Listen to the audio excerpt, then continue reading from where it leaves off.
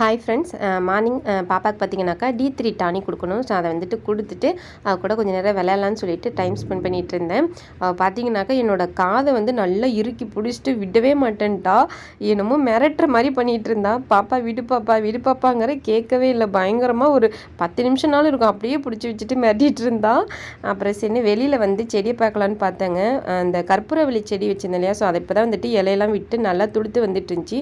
அந்த ஒரு புழு பார்த்திங்கன்னா அந்த செடி ஃபுல்லுமே வந்துட்டு சாப்பிட்ருச்சுங்க. சரின்னு சொல்லிட்டு அந்த இலையை வந்துட்டு எல்லாமே வந்து கட் பண்ணி புழுவை வந்துட்டு நசுக்கி போட்டாச்சு.